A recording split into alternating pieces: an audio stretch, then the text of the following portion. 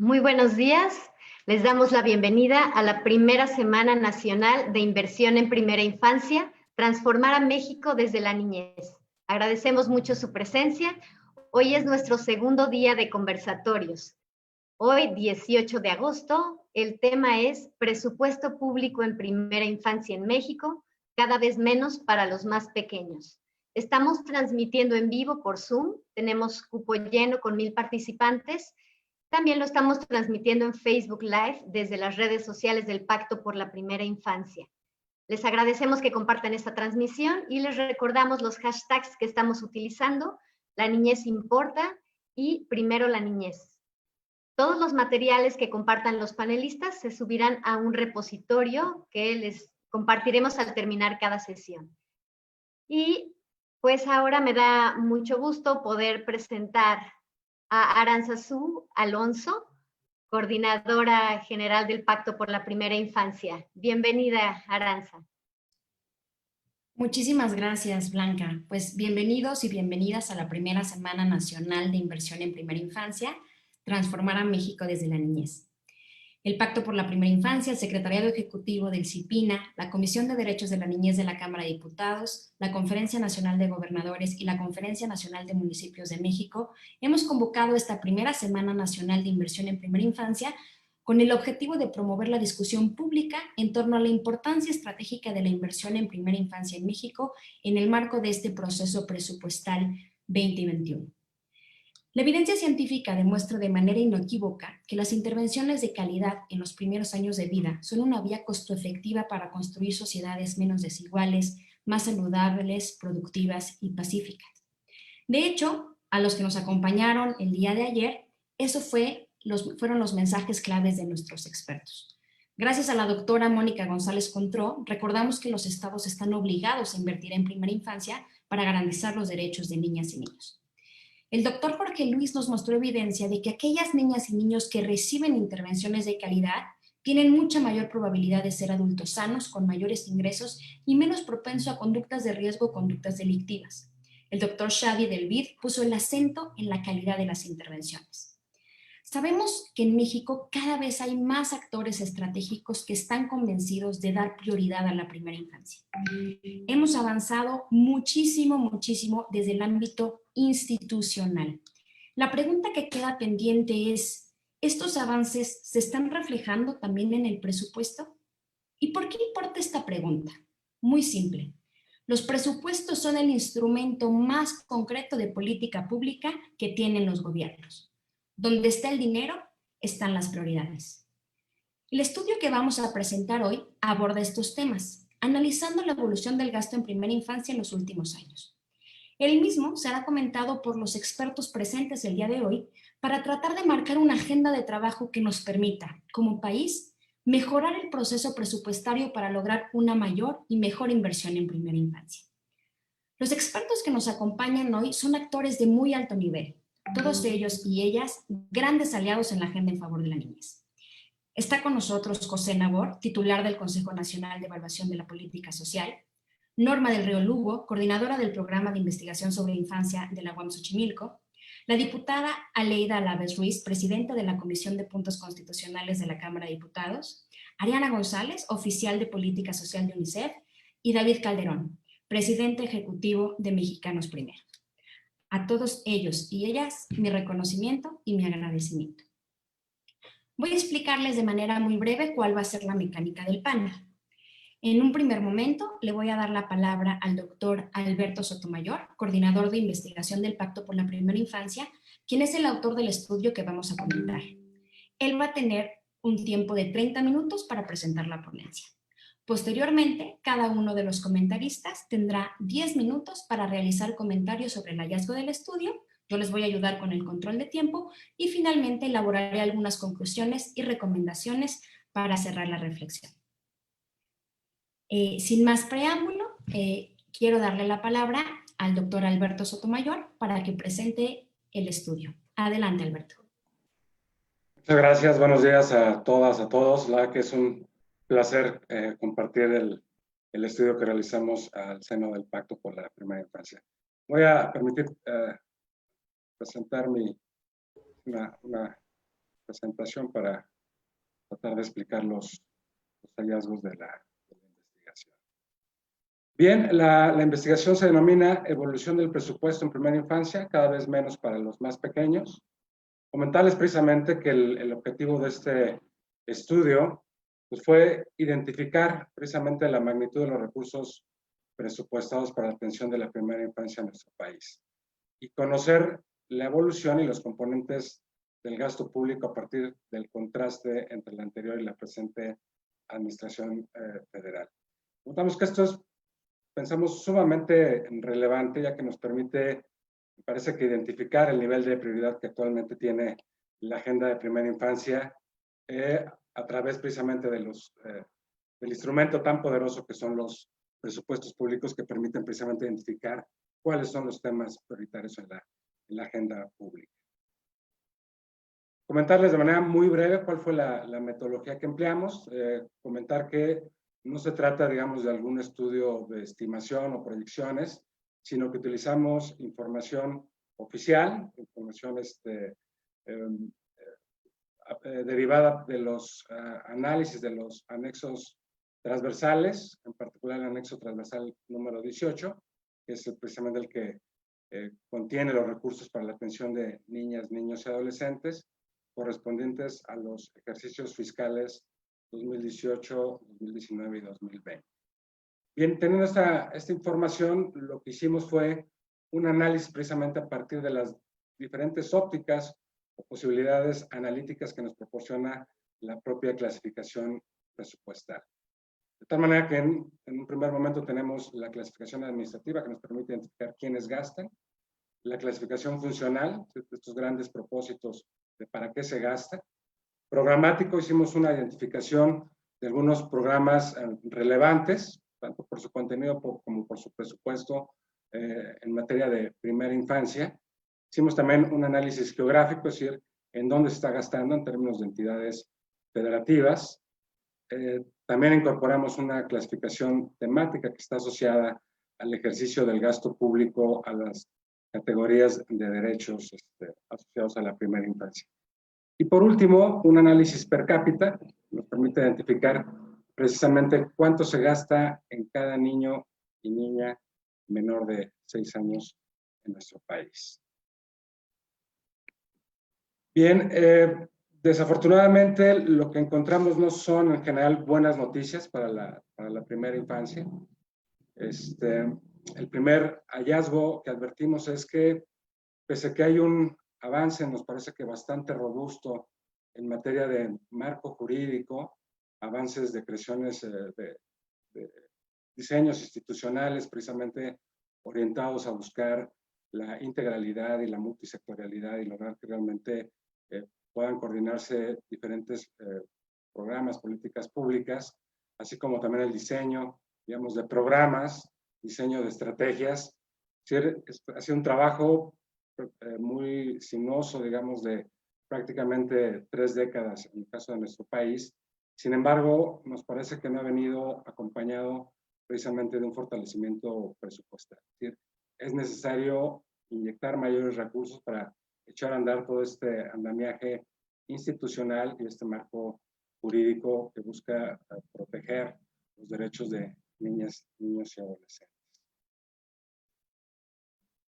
Bien, el siguiente hallazgo, que nos parece muy relevante, que tiene que ver con un retroceso de 9 años en materia de gasto público para niñas, niños y adolescentes. Es decir, ¿qué es lo que nos está mostrando esta gráfica? Del lado izquierdo de sus pantallas, lo que hicimos fue identificar los montos totales de este anexo transversal en el periodo 2012-2020. Y pareciera a primera vista que hay un crecimiento progresivo de los recursos correspondientes al anexo transversal del orden del 38%. Es decir, en el 2012 hubo una asignación para este anexo cercana a los 569,000 millones de pesos, y para este año tenemos un presupuesto de 764,552 millones de pesos. Pues, digamos, pareciera que de manera creciente se están asignando efectivamente mayores recursos para este grupo poblacional. Sin embargo, al realizar un ejercicio de deflactación, encontramos un escenario totalmente contra, es decir, no solo no creció, sino que en términos reales ha decrecido el presupuesto para niñas, niños, adolescentes en un 3.8%, como vertimos en este lado de la gráfica. Si esto nos parece sumamente llamativo, estaremos prácticamente ante una pues, casi década perdida para temas presupuestales para niños y adolescentes. Siguiente hallazgo que encontramos es que la primera infancia es el grupo que más ha visto reducidas sus asignaciones presupuestales en este periodo. Es decir, como podemos darnos cuenta en esta gráfica, ha tenido una disminución en estos 3 años del 30%. Una reducción bastante aguda, bastante profunda, que representan 32.620 millones de pesos menos para la primera infancia. Vemos en el 2018 había un presupuesto para la primera infancia de 112.5 millones de pesos, baja para el siguiente en 82.176 millones, perdón, y finalmente este año tenemos 79.916 millones. Es decir, hay una reducción sistemática, progresiva a los recursos de la primaria infancia. Estamos gastando un peso menos, digamos, de lo que teníamos en 2018. Ahora bien, el siguiente hallazgo, encontramos que la primera infancia es el único grupo etario que de manera sistemática ha visto reducida la asignación de recursos presupuestales. Explico un poco. El anexo transversal está compuesto, digamos, por 3 grandes grupos etarios, ¿no? Por clasificación de edad. De tal manera que tenemos a la primera infancia, ¿cierto? Los niños de 0 a 5 años, niñez de 6 a 12 y adolescencia de 13 a 17 años. Cuando revisamos la evolución presupuestal, advertimos de manera exclusiva que es la primera infancia quien recibe o ha padecido esta reducción de los recursos. En el 2018 tenía, digamos, el 14% del total de los recursos del anexo y actualmente solo tiene el 10%. Tenemos el caso de la niñez, que ha tenido un incremento marginal, digamos, del 5%, en tanto que la adolescencia se ha mantenido relativamente estable.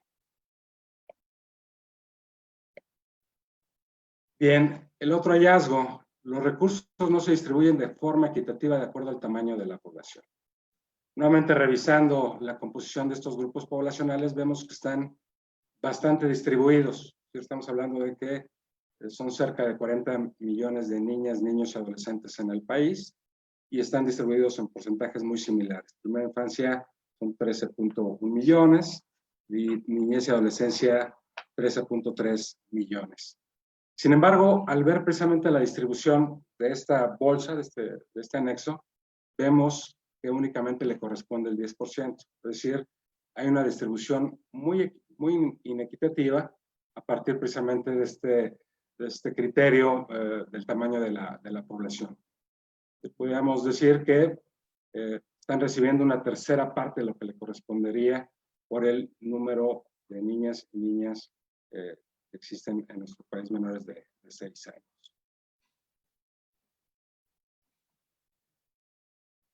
Al realizar el análisis de la clasificación administrativa encontramos varias situaciones interesantes. En primer lugar, identificamos que el IMSS es el principal ejecutor del gasto público orientado a la primera infancia. O sea, 44 pesos de cada 100 los ejecuta el IMSS. Sin embargo, también ha sido sujeto, digamos, de una reducción importante de su presupuesto en un 32%. Es decir, pasó de 51.000 millones en 2018 a 34.956 millones para este año. El segundo ejecutor del gasto público para la primera infancia son las entidades federativas, vía al menos 2 fondos de aportaciones que, como sabemos, es gasto federalizable, son transferencias que hace la federación a las entidades federativas para que ellos, con un propósito definido, ejecuten ese recurso que para estos casos son en materia de salud y educación. En tercer lugar, la Secretaría de Salud es el tercer ejecutor del gasto público, con un 20%.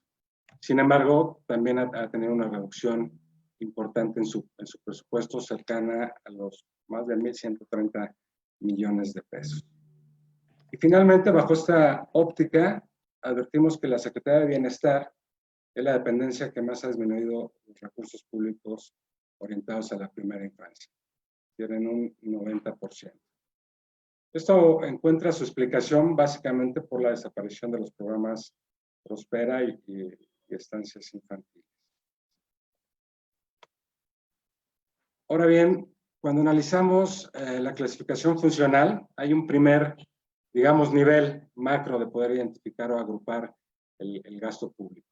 De manera que tenemos las finalidades de desarrollo social, desarrollo económico y gobierno.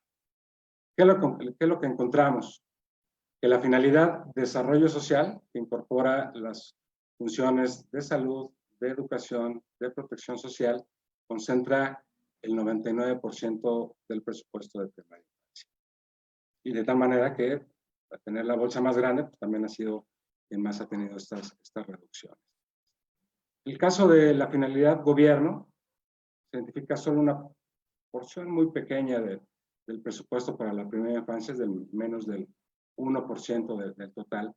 Sin embargo, parece que es un recurso sumamente importante. Ponemos como ejemplo el caso de la Secretaría Ejecutiva del CIPINA, que hace funciones de coordinación, de buscar articular los esfuerzos entre las diferentes instituciones que tienen intervenciones en materia de primera infancia.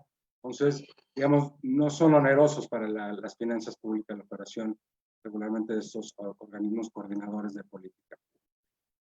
Y finalmente, en la finalidad de desarrollo económico, advertimos también que hay un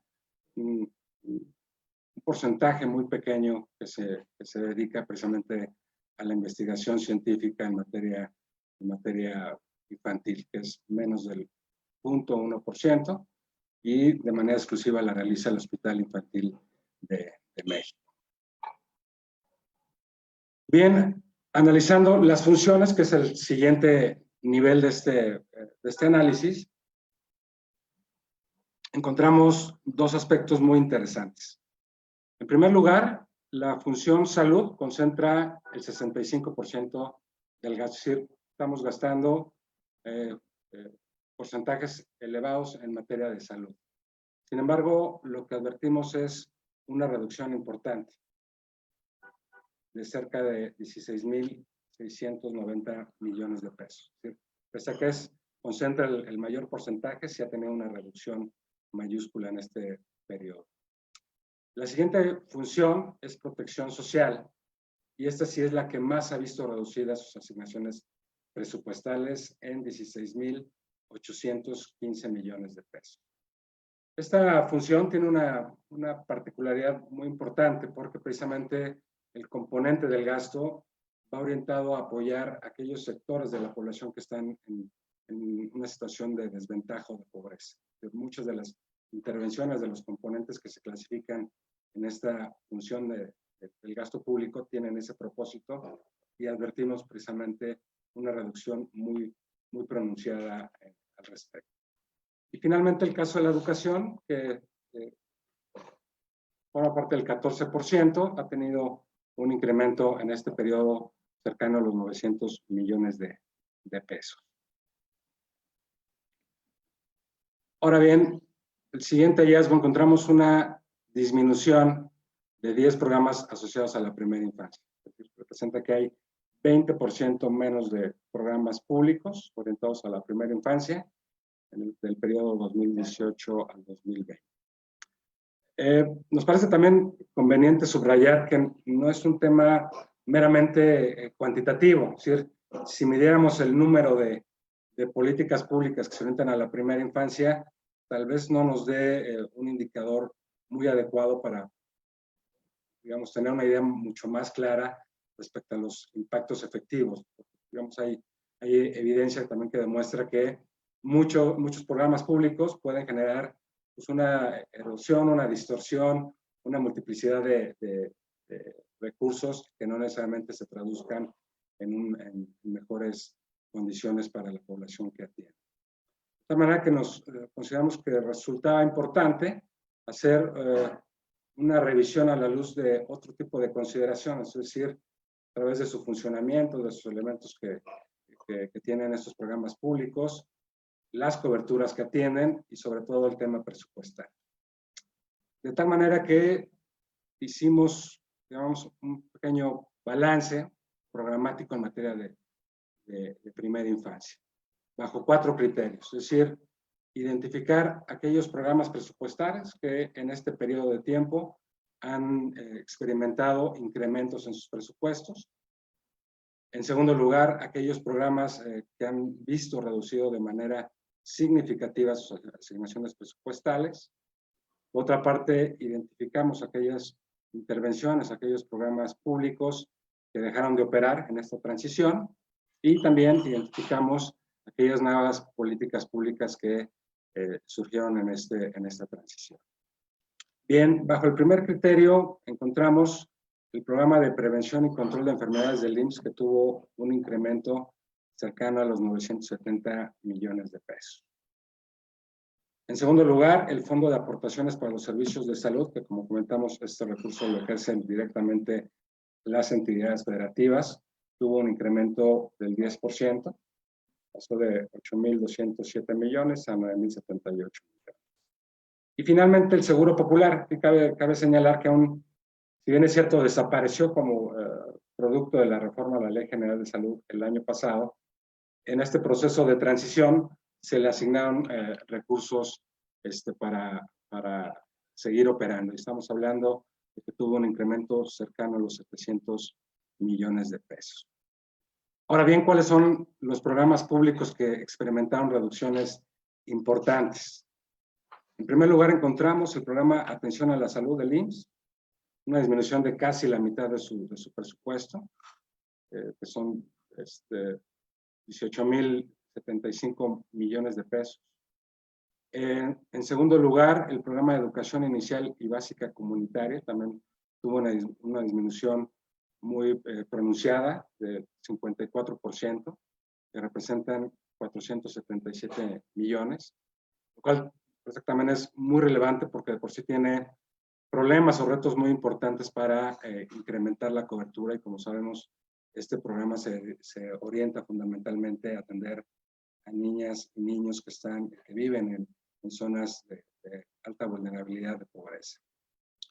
En tercer lugar, encontramos el programa Producción y Distribución de Libros y Materiales Educativos, también una reducción del 44%, que representan 468 millones de pesos. Y finalmente, el Fondo de Aportaciones Múltiples, también tuvo una reducción del 44% con 380 millones de pesos menos. También es muy importante destacar que la aplicación concreta, digamos, de este fondo es advertible, por ejemplo, en los desayunos escolares. Probablemente va dirigido a niños que tienen graves problemas, pues, digamos, de subsistencia. Ahora bien, ¿cuáles son los programas extinguidos o que desaparecieron en esta transición? Ya lo comentaba, el tema de Prospera, Vertiente, Salud y Bienestar, y el programa Estancias Infantiles, que en conjunto han implicado una disminución de casi 17,000 millones de pesos. Y también identificamos el programa de atención a jornaleros agrícolas, que si bien es cierto no tenía un presupuesto, digamos, muy significativo, estamos hablando de miles de millones de pesos, pero que cubría un propósito fundamental para atender a esta población jornalera y a sus familias. Ahora bien, ¿cuáles son los nuevos programas que emergieron en esta transición? En primer lugar, el programa Apoyo para el Bienestar de las Niñas y Niños, hijos de madres trabajadoras de la Secretaría de Bienestar. Esto ha implicado presupuestos cercanos a los 2,000 millones de pesos. Tiene algunas limitaciones, por ejemplo, excluye del beneficio a los niños menores de 1 año y también tiene una, digamos, baja cobertura de acuerdo a su propia población objetivo que estableció el programa. El otro programa que emergió es La Escuela es Nuestra, que básicamente busca dignificar las condiciones de las escuelas públicas de nivel básico. Esto ha representado un incremento en el presupuesto de más de 1.300 millones. Y finalmente, el programa de atención a la salud y medicamentos gratuitos para la población sin seguridad social laboral a cargo del Instituto Nacional de Salud para el Bienestar, con un presupuesto de más de 560 millones de pesos. Y un poco la idea es resaltar que si bien es cierto, hay estas bajas y altas, yo creo que sí es reconocer el propósito y el objetivo loable de estas nuevas intervenciones.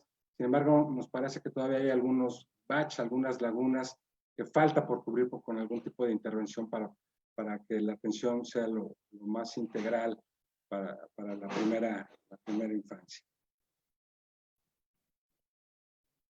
Ahora bien, el siguiente hallazgo que encontramos es que la disminución presupuestal implica menos recursos federalizables para los gobiernos subnacionales. Es decir, hay tres cosas que quisiera resaltar.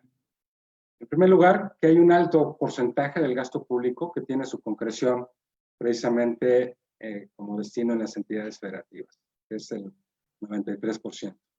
Esto ya sea vía las aportaciones federales, que vimos que es prácticamente 1 de cada 4 pesos, pero también vía la ejecución de programas federales. La segunda cuestión que quisiéramos llamar es que precisamente son los estados en donde se advierten las reducciones presupuestales en materia de primera infancia. Si esta reducción de 32,000 millones de pesos, el 90% tiene su concreción en las entidades de la República.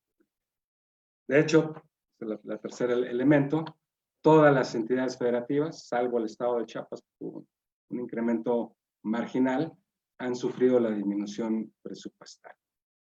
Aquí identificamos algunos estados con las mayores reducciones, como es el caso de Jalisco, Estado de México, Nuevo León, Baja California, Coahuila, Chihuahua, Sonora, Tamaulipas, Veracruz y Sinaloa, que en conjunto representan una disminución de más de 7,300 millones de pesos. En esta gráfica podemos apreciar esta simetría en la distribución de los recursos públicos por entidad federativa. Identificamos con rojo las entidades federativas con el menor gasto. Identificamos Baja California Sur, Campeche, Colima, Nayarit, Tlaxcala.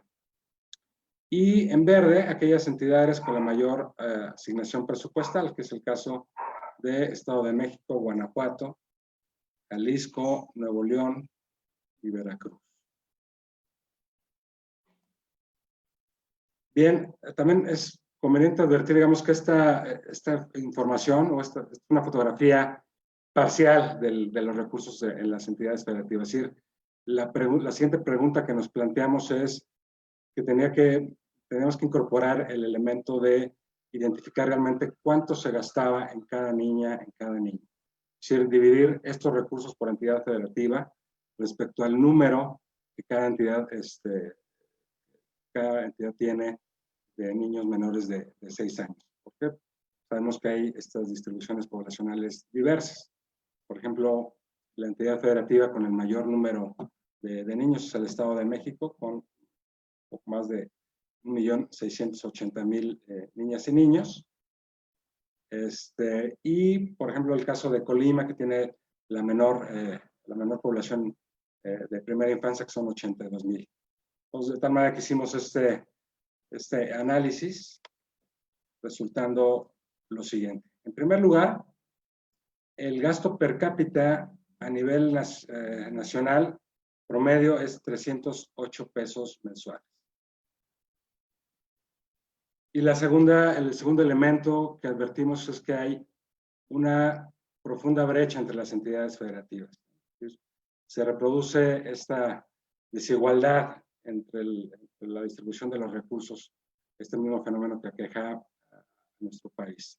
De tal manera que podemos, por ejemplo, identificar el caso de Colima, que es la entidad federativa que tiene el mayor gasto per cápita, con 545 pesos, y el extremo Chiapas, que es el estado con el menor gasto per cápita, de tan solo 168 pesos. Es decir, Colima gasta 3 veces más por cada niño.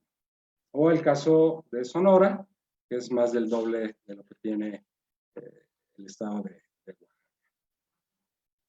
Es decir, este hallazgo nos parece sumamente relevante porque nos parece que nos indica que el lugar de nacimiento sí importa y sí marca. Es decir, a partir de la entidad federativa donde nazca cada niño o cada niña, van a recibir mayores o menores recursos para su atención. Siguiente hallazgo nos parece muy contundente, que precisamente comprueba esto se ha venido argumentando respecto a los altos costos de invertir en la primera infancia.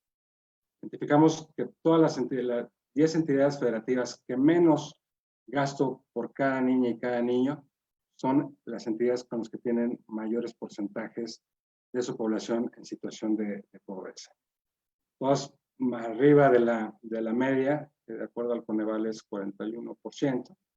Por ejemplo, podemos apreciar el caso de Chiapas, que tiene el 76%, Tabasco el 53%, Puebla el 58%, Oaxaca el 66%, Estado de México con el 42%, Veracruz 61%, Hidalgo 43%, Michoacán 46%, Guerrero 66% y Tlaxcala 48%. Sin embargo, hay un elemento adicional todavía. Es decir, sabemos que el problema de la pobreza se agudiza mucho más en la población en primera infancia. Y presenta en un estudio muy reciente que elaboró Coneval en conjunto con UNICEF, identificó 226 municipios que concentran la mitad de los niños y adolescentes en situación de pobreza, de los cuales 160 se localizan en estos estados identificados en color rojo. Es Chiapas, Oaxaca, Estado de México, Veracruz, Michoacán y Guerrero. Es decir, nos parece que es un argumento muy poderoso para precisamente seguir insistiendo en la importancia estratégica de la inversión en primera infancia. Bien, a continuación el siguiente hallazgo tiene que ver con un contraste que realizamos respecto a algunos programas sociales pertinentes en la agenda de desarrollo social e identificamos que todos estos apoyos son muy superiores a lo destinado en primera infancia, como relación per cápita que ya vimos que son de 308 pesos, hicimos la conversión a bimestre porque la mayoría de estos programas se pagan de manera bimestral, de tal manera que identificamos, por ejemplo, que se gasta 2.5 veces más en becas, más de 4 veces en apoyos a adultos mayores y 12 veces más a los jóvenes que se capacitan en centros de trabajo. Es decir, aquí no es la crítica respecto a los contenidos, a los propósitos de beneficiar a estas poblaciones, sino señalar estas brechas que hay en la atención a los diferentes grupos etarios, donde nos parece que la prioridad de la agenda de la primera infancia pues está bastante disminuida por esta reducida asignación presupuestal. Bien, el siguiente hallazgo tiene que ver con esta revisión, con este análisis a partir de las categorías de derechos. Y lo que encontramos son dos cuestiones muy interesantes. Por una parte, todas las categorías de derechos han visto reducidas sus asignaciones presupuestales. La más crítica es el caso de protección, como podemos advertir que está marcado en amarillo. Para el 2020 prácticamente es inexistente. Esta disminución fue casi del 100%. Estamos hablando de más de 14.500 millones de pesos. En segundo lugar, la categoría de supervivencia tiene una reducción de más de 17.000 millones de pesos. La categoría con menor asignación de recursos es participación, está entre verde, casi no se aprecia. Pues tiene muy poquitos recursos, estamos hablando en 2018 tenía una asignación de 12 millones, actualmente tan solo tiene una asignación de 8 millones, lo que en mucho refleja, digamos, esta limitada posibilidad para que la primera infancia pueda participar en estos espacios y modalidades de participación. Y el segundo aspecto que quisiéramos resaltar es que hay una distribución, digamos, muy desigual entre estas categorías de derechos. El 99.9% de los recursos están orientados a la categoría de supervivencia o desarrollo. Y finalmente, ya con esto termino, es que observamos limitantes importantes metodológicas en la construcción del anexo transversal. En primer lugar, me parece que hay bastante ambigüedad respecto a los criterios para establecer los porcentajes de los presupuestos asignados a los programas. Es decir, no identificamos las fórmulas, las variables, cómo es que se llega precisamente a esos porcentajes para asignar el presupuesto a primera infancia. Por otra parte, también esto es muy interesante y me parece que son fallas de la propia construcción del anexo, es que no están todos los programas que deberían estar. Por ejemplo, identificamos el programa de distribución de leche a cargo del ICONSA, que identifica los recursos al grupo etario de adolescencia, siendo que las propias reglas de operación del programa establece como parte de su población objetivo a los niños a partir de los 6 meses de edad.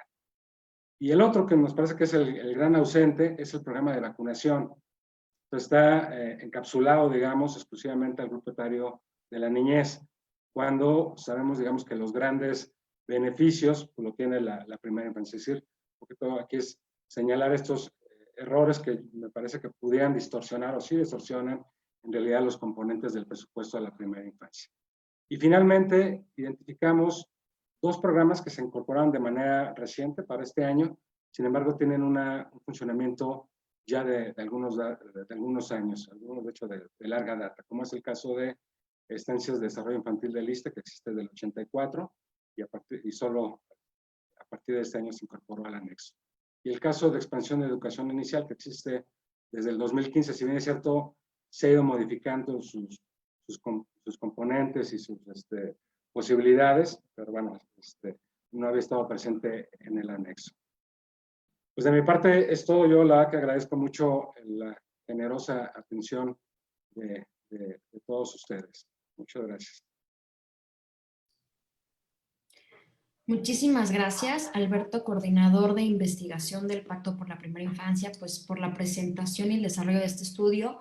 No presenté tu semblanza al iniciar, solo recordar, Alberto, además de coordinador de investigación del Pacto, él es licenciado en Ciencias Políticas por la UNAM, maestro y doctor en Administración Pública por el INAP y cuenta con estudios de postdoctorado en Ciencias del Estado y del Gobierno. Ha sido funcionario público y ahora pues tenemos el gusto de que forme parte del equipo del Pacto por la Primera Infancia. Quiero aprovechar para dar un saludo muy especial. Tenemos muchos asistentes de toda la República y la verdad que eso se lo agradecemos mucho pues a nuestros co-convocantes, tanto a la Secretaría Ejecutiva del CIPINA, como a la CONAGO, como al CONAM. Tenemos gente de los CIPINAS, de Hidalgo, de Nayarit, de Puebla, del Estado de México, de Guanajuato, de Yucatán, de Guerrero, Veracruz, Sinaloa, Morelos, Coahuila, Oaxaca, Guanajuato, Puebla, Tamaulipas, Yucatán, Ciudad de México, Estado de México, Hidalgo, Aguascalientes, Chiapas y Tabasco. Y también tenemos por ahí de Bolivia y de Chile personas que nos están escuchando. Muchísimas gracias a los y las asistentes. Una disculpa a los que no se pudieron conectar directo por Zoom, no se preocupen. Si lo están siguiendo por Facebook Live, para nosotros es exactamente igual. Se están compartiendo de manera permanente las ligas de registro para que tengamos sus datos y podamos ponernos en contacto con ustedes. Muchas gracias. Bueno. Ahora vamos a empezar a platicar con nuestros comentaristas expertos sobre sus reflexiones, ¿no? A partir de qué es lo que implica este estudio en términos de política pública y de la vida de las niñas y niños, que al final es el propósito que nos ha convocado. Voy a empezar por darle la palabra a la doctora Norma del Río Lugo. Primero voy a permitirme leer una semblanza corta de la doctora. Ella es profesora e investigadora de tiempo completo en el Departamento de Educación y Comunicación de la División de Ciencias Sociales y Humanidades de la UAM Xochimilco. Es coordinadora del programa de investigación sobre infancia y del Centro de Documentación sobre Infancia Dr. Joaquín Cravioto. Y desde 2005 es miembro de la Red Latinoamericana y del Caribe de Child Watch International y miembro de la mesa directiva de Child Watch International Research Network para los periodos 2010-2013 y 2013-2016. Entonces, Norma, muchísimas gracias por acompañarnos. Te doy la palabra recordándote que tienes 10 minutos para tu exposición y yo te voy a comentar en el chat cómo vas con tu tiempo. Adelante, Norma. Cómo no, muchas gracias. Bueno, en primer lugar, agradezco esta oportunidad de poder participar y colaborar con un poco digamos, de algunos puntos, subrayarlos, sobre todo celebrando este estudio que verdaderamente da mucha luz, porque me parece que tiene dos puntos muy importantes. Por un lado, esta situación muy rigurosa, muy robusta en los datos, pero por el otro lado una facilidad y la información está redactada de manera que podamos entender el para qué de esto, ¿no? Que no nos, en situaciones presupuestales que son tan difíciles de seguir, este estudio me parece que es un estudio muy amigable y que se entiende muy bien en esta división que hicieron del para qué, en dónde, todas estas preguntas que se van respondiendo de manera muy puntual y con muchos datos.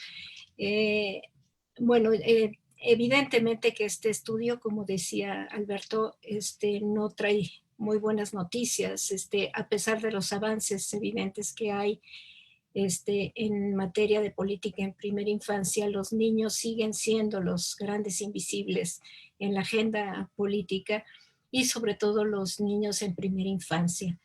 Y esto, bueno, voy a compartir algunos puntos para poder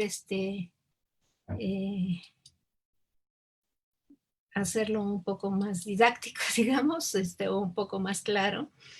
Creo que la política en el país ha adolecido, digamos, de estos criterios de sustentabilidad y de una política de planeación que realmente tenga una situación a largo plazo. Y particularmente en la primera infancia esto es muy importante. Y traigo a colación este mandato de las 7 generaciones que se recogen de los pueblos tradicionales de América Latina, en donde dice que las consecuencias de la aplicación de nuestras decisiones sean positivas para nosotros y para nuestros hijos, ahora y por 7 generaciones en el futuro. Es decir, las decisiones que estamos tomando ahorita tendrán implicación y sabemos ya con estudios de otro orden, digamos, de los impactos a largo plazo que tienen esta serie de decisiones, estas reducciones presupuestales y que se agravan obviamente por la situación crítica en la que estamos atravesando ahorita, ¿no? De precarización de condiciones y de vulnerabilización sobre todo, y que sabemos que esto impacta sobre todo mucho más en los niños que en la población adulta. Entonces es de preocupación realmente que haya una respuesta con este criterio de sustentabilidad, que evidentemente estamos ligados también por compromisos internacionales. Digamos, tenemos que dar cuenta, digamos, de la Agenda 2030, de una serie de compromisos que realmente la veo muy difícil que podamos cumplir bajo esta situación. Otra de las situaciones que preocupa particularmente es esta perspectiva integral que tiene que tener toda política en relación a los derechos humanos, que fue ya, y que bueno, este estudio, una de las transversales precisamente de análisis son los derechos humanos. Y evidentemente que en esto jurídicamente tenemos avances, digamos, bastante recientes en relación a la Ley General de Derechos de Niños, Niñas y Adolescentes, en donde se les reconoce como titulares de derecho, y esto incluye a los niños de la primera infancia, con estos principios de universalidad, interdependencia, indivisibilidad y progresividad que tendrían que tener las políticas, es decir, no una medida en un área no solo impacta en esto, sino sabemos que se articula, digamos, con otra serie de ámbitos, y esto lo sabemos por estudios longitudinales a largo plazo. Sabemos, y digo, la ley y el artículo primero reconoce entonces esta titularidad de derechos como ciudadanos. Y tenemos, y tienen los niños derechos de prioridad. Y esto lo dice la Ley General de Derechos de Niños, Niñas y Adolescentes, una atención preferencial que no concuerda con esta disminución de presupuesto que vimos con el estudio, ¿no? Igual que, que el interés superior del niño debe de velar cuando hay conflicto de intereses en relación con intereses en donde la simetría, digamos, de poder se ve como una posible fuente de conflicto, ¿no? Una necesaria transversalidad que de las políticas públicas, y esto es un grave problema que creo que ahora vemos a través de esta desaparición de muchos de los programas que venían un poco con esta sostenibilidad, digamos, en el tiempo, y que de repente desaparecen. Esto lo comentaré después. Y bueno, las medidas, la igualdad sustantiva, las medidas de protección especial que son necesarias y que vimos que particularmente en el área de protección es mucho más pequeña la serie de programas y de presupuesto que hay. Y bueno, ya no hablemos de participación en donde se deben de considerar los aspectos de interculturalidad, de afectividad, de educación y de salud de los niños.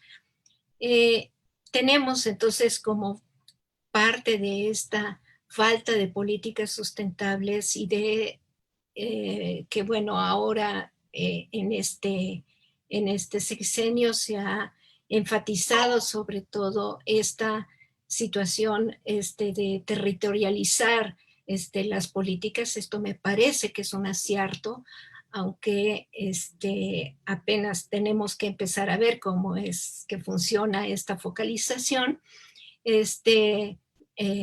a las poblaciones más marginadas, precisamente porque los datos son, por ejemplo, en cuanto a cómo se reproduce transgeneracionalmente en la población la pobreza, ¿no?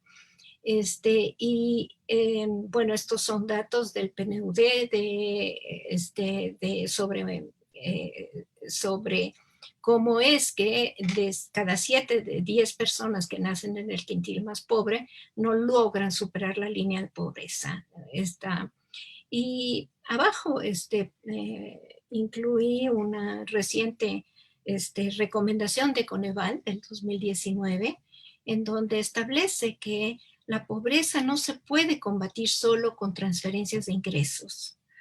Es decir, las transferencias monetarias no bastan para esta reproducción. ¿Por qué? Y en esto se había hecho, o por lo menos, digamos, discursivamente, un esfuerzo en cuanto a cambiar esta visión de que los beneficiarios de estas transferencias fueran actores y no tanto nada más beneficiarios pasivos, y tuvieran esta noción, o por lo menos el programa tenía por ejemplo, el de Prospera tenía esta visión de que los fueran corresponsables, y claro, la situación de condición de la transferencia era un poquito coactiva y tuvo también impactos negativos, por lo cual en este periodo se está quitando esta condicionalidad de las transferencias, pero vaya, la idea es precisamente que tienen que ser sistemas, como dice ahí, un sistema de seguridad universal, y que debe de ser con un enfoque de derechos humanos que busque esta interdependencia, indivisibilidad de los apoyos en todos los ámbitos. Como vemos, a la primera infancia, y esto ya también el estudio lo asevera, a la primera infancia se le ha asignado históricamente la menor proporción de gasto en todos los ámbitos, y particularmente en este estudio del 2015, se le ha asignado históricamente la menor proporción de gasto en desarrollo humano. ¿Sí? 70% de los niños y niñas de la primera infancia se concentran en los deciles más bajos de ingreso. Esta situación, digamos, impacta sobre todo en esta meta que estoy poniendo en el lado izquierdo de tratar de llegar a los objetivos 2030 en cuanto a reducción de desigualdades, ¿no? Y en cuanto a esta situación, digamos, que estamos viviendo ahora de crisis, los nuevos datos están dando ya una regresión posible de 7 años en la tasa de mortalidad infantil y de esperanza de vida, que podría revertirse hasta el 2022 a los niveles de hace unos años, del 2018. Entonces, tenemos esta situación de emergencia, evidentemente ya no nada más, y además esto que impacta sobre todo en el derecho a la vida, en el derecho al desarrollo, no es nada más la mera supervivencia, digamos, no es nada más que midamos los avances en primera infancia porque se nos mueran menos niños, sino por la calidad de vida y el desarrollo integral que puedan tener. Y también tienen que tener, bueno, y en este sentido, tenemos ya varios otros estudios, digamos, fuentes también rigurosas, como el índice de derechos que Mario Luis Fuentes y Saúl Arellano están trabajando, en donde se demuestra esta interdependencia de derechos mediante análisis estadísticos muy rigurosos, en donde se relacionan estas variables del derecho a la vida, a la supervivencia y al desarrollo con la pobreza y el rezago educativo. Es decir, no son, perdón. Perdón, para decirte un minutito más para cerrar. Gracias. Ok.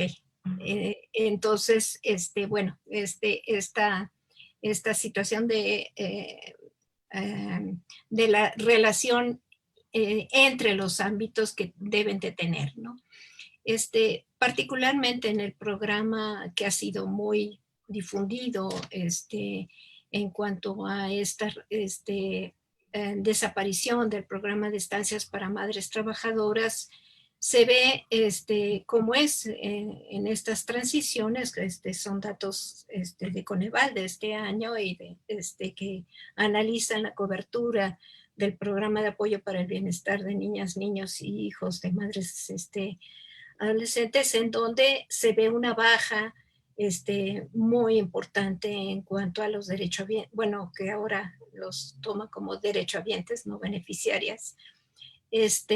Aunque, perdón, ay Dios, ¿cómo le? Acá.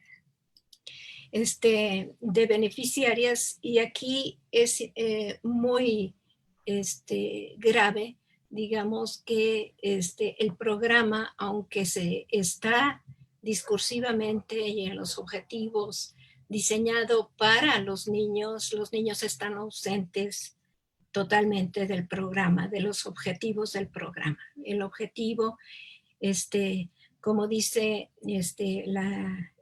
finalmente la evaluación de Coneval, el programa no tiene ningún plan, procedimiento para supervisar o dar seguimiento al cuidado infantil que se procura, porque el tema de la calidad del cuidado no es un objetivo del programa. Sí. Bueno, no me da tiempo, me salto esto, pero vaya, la idea era cómo se habían montado sobre programas que tenían ya un cierto tiempo, se van montando otros componentes que empiezan a elevar y a garantizar una calidad mucho mejor, y esto al desaparecer se viene abajo, ¿no? No es nada más que desaparezca el programa, sino toda la articulación con otras dimensiones que tenía esa población objeto de beneficiarios.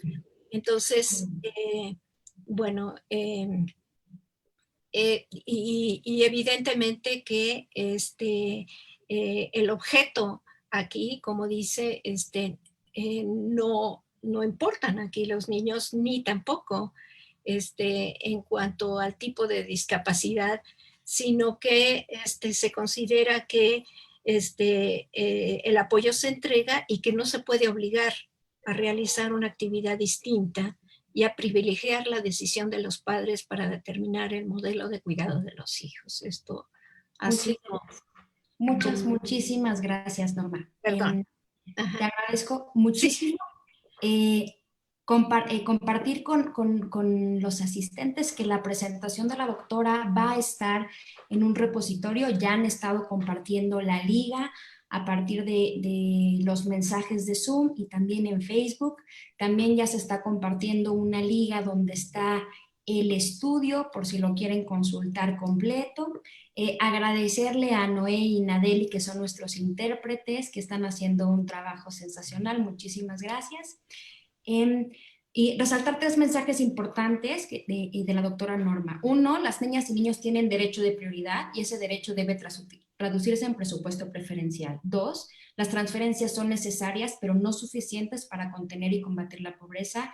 3, estamos en una situación de emergencia y hay una amenaza seria de retrasarnos en las metas de desarrollo sostenible. Muchísimas gracias, doctora. Ahora le voy a dar la palabra al doctor José Nabor. Él es secretario ejecutivo del Consejo Nacional de Evaluación de la Política de Desarrollo Social. Es licenciado, maestro y doctor en Economía por la UNAM. En 2012 obtuvo el primer lugar en el Premio Anual de Investigación Económica Maestro Jesús Silva Herzog por el trabajo, la distribución del ingreso y los modelos de desarrollo en México. Le voy a dar la palabra. Yo me voy a estar comunicando con él a través del chat privado para ayudarle en el control de tiempo. Adelante, Nabor. Muchas gracias, muy buenas tardes, en punto, 12 del día en punto, a todas y a todos. En primer lugar, por parte de Coneval, agradecemos mucho la invitación para participar en este evento. También saludo a las y los colegas que comparto esta mesa de manera digital. Y me parece, en primer lugar, deseo felicitar al doctor Sotomayor porque me parece que un poco ya lo planteaba mi colega, es un muy buen documento, un buen ejercicio analítico en cuanto a este presupuestal que seguramente los economistas y no economistas sabemos muy bien que cuando se analiza el tema presupuestario, ya sea de un país, de un gobierno, de una región, es complicado establecer hallazgos relevantes dada la cantidad de información que se pueda uno encontrar. Entonces me parece que es muy interesante, muy bien presentado, esquematizado el documento y que bueno, me parece que nos da bastantes pautas para esta conversación que estamos realizando. Y en primera instancia me parece muy adecuado la incorporación de un análisis en una de las áreas del documento que tiene que ver con las diferencias del gasto en cuanto a los estados de la República.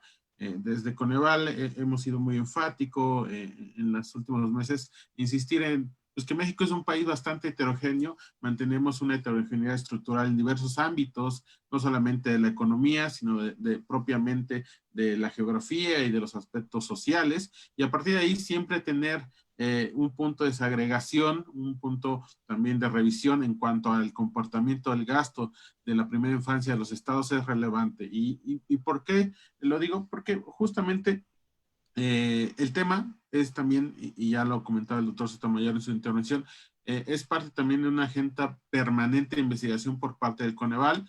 Ciertamente hemos también no solamente establecido esta alianza estratégica con CIPINA, con el estimado Ricardo Bucio, sino también con otros actores importantes como la propia UNICEF. En nuestra página de internet, ustedes los asistentes virtualmente podrán encontrar algunos estudios que hemos hecho en colaboración con UNICEF, pero a partir de ahí me parece que propiamente en el análisis de los datos de la medición multidimensional de la pobreza, que de manera bianual reporta Coneval, pues es un tema que nos preocupa y ocupa ir monitoreando las estadísticas de este grupo etario, no solamente primera infancia, sino de niñas, niñas y adolescentes. Y es ahí donde creo que el documento pues plantea sobre la mesa retomar esta discusión de por qué es importante no solamente darle este seguimiento en cuanto al presupuesto federal, a cómo se está distribuyendo a través de las entidades federativas, sino porque desafortunadamente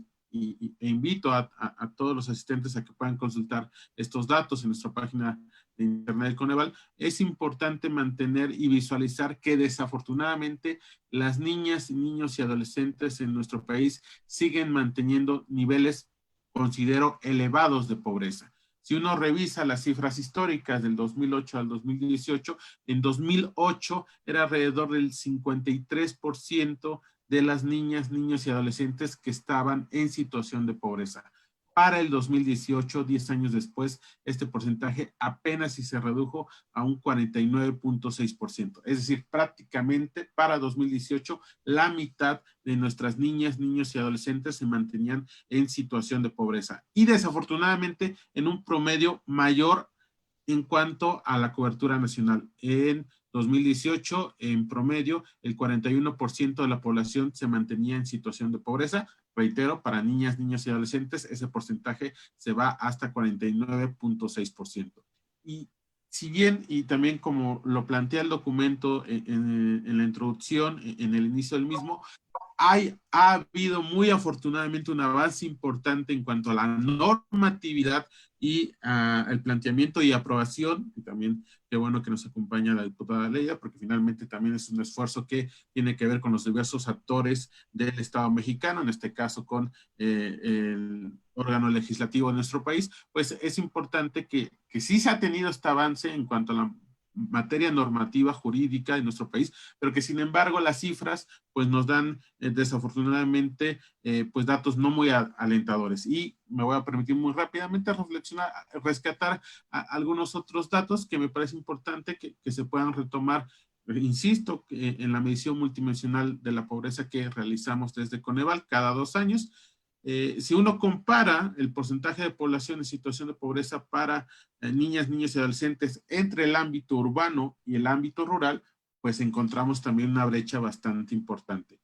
44.6% de niñas, niños y adolescentes se encontraban en situación de pobreza en 2018 en las zonas urbanas, y este porcentaje aumenta hasta el 61.5% en las zonas rurales del país, es decir, en localidades menores a 2.500 habitantes. Sí, ustedes pueden darse cuenta, una brecha de casi 15 puntos porcentuales de un mayor nivel de pobreza en las niñas y adolescentes de las áreas rurales del país. Y ya también mi colega que me antecedió lo platicaba en esta desagregación entre población indígena, también el doctor Sotomayor ha hablado sobre esta focalización que hemos analíticamente centrado sobre municipios con mayor presencia indígena. Es también un elemento importante que no hay que perder de vista en cuanto a que desafortunadamente, nuevamente, niñas y niños adolescentes para 2018 de población indígena, el 77% de estos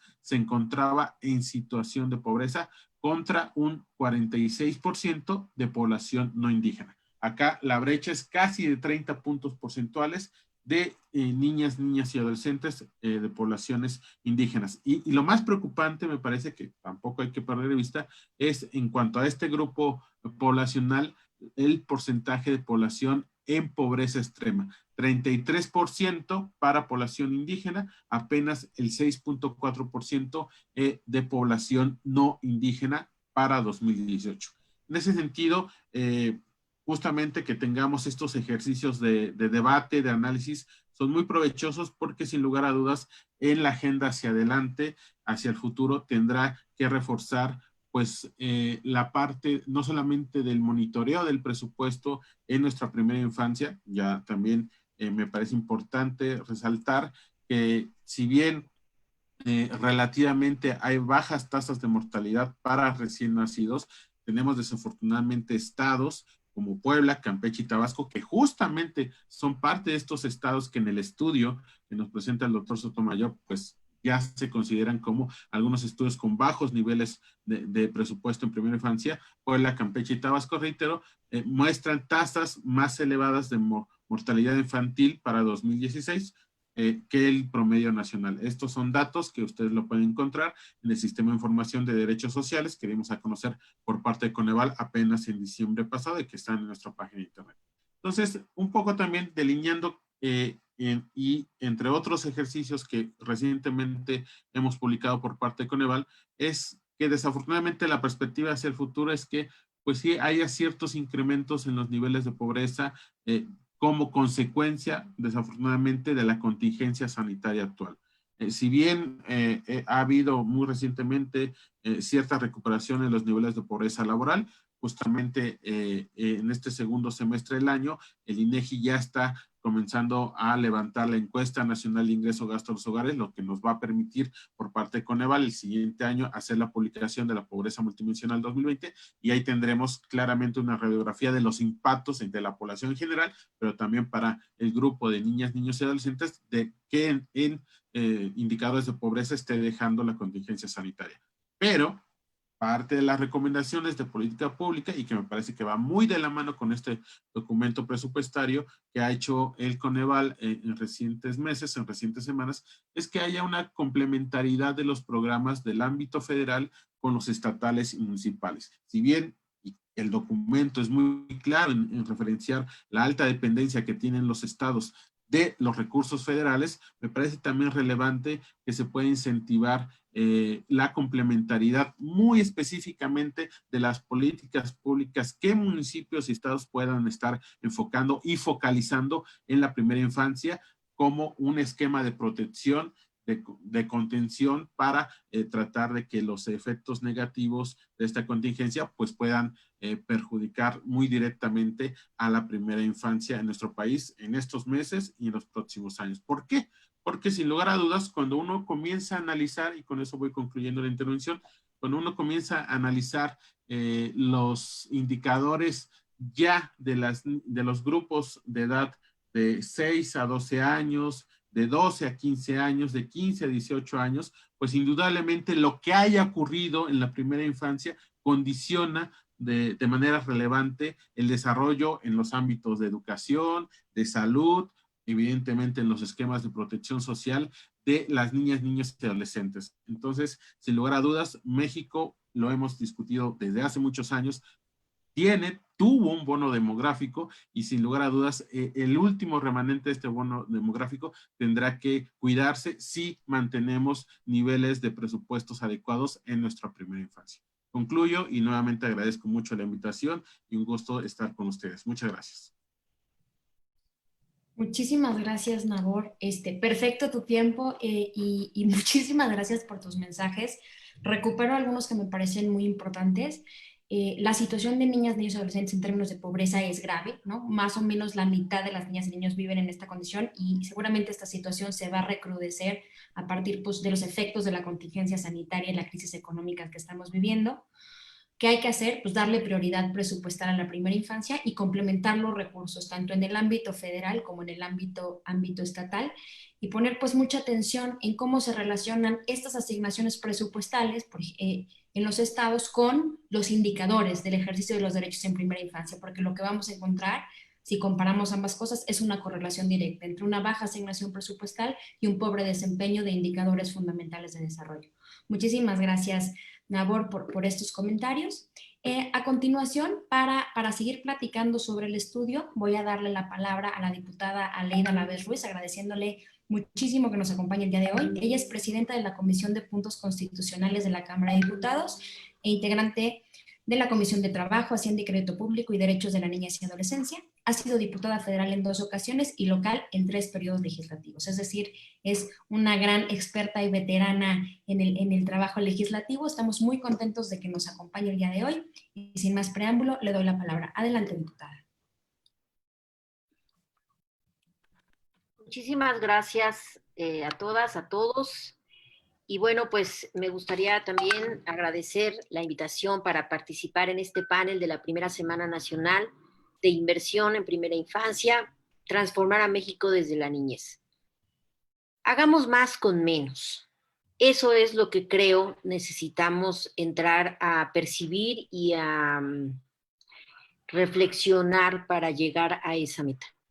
El desarrollo adecuado de niñas, niños y adolescentes establecido en el artículo 4 de la Constitución de la República, así como en los tratados internacionales de los que nuestro país forma parte, es una asignatura en constante evolución. Por ello, las instancias gubernamentales deben proveer las herramientas necesarias para la atención y efectividad de los derechos de las niñas, niños y adolescentes. La política social implementada en las últimas décadas no resolvió la desigualdad social, al contrario, sirvió para hacer negocios y enriquecer a unos cuantos. En el caso concreto de la atención de la infancia, la Auditoría Superior de la Federación realizó observaciones puntuales al modelo implementado en el sexenio anterior, en el que no se alcanzó una coordinación plena de las entidades gubernamentales para atender a este sector de la población. Para esta administración, los derechos de niñas, niños y adolescentes son una prioridad, por lo que ampliamos el marco legislativo que dé sustento a las acciones a realizar por el Ejecutivo Federal. Así, en el Congreso de la Unión, aprobamos la reforma educativa que reconoce a la educación inicial como un derecho de niñas y niños y obliga al Estado a garantizarla.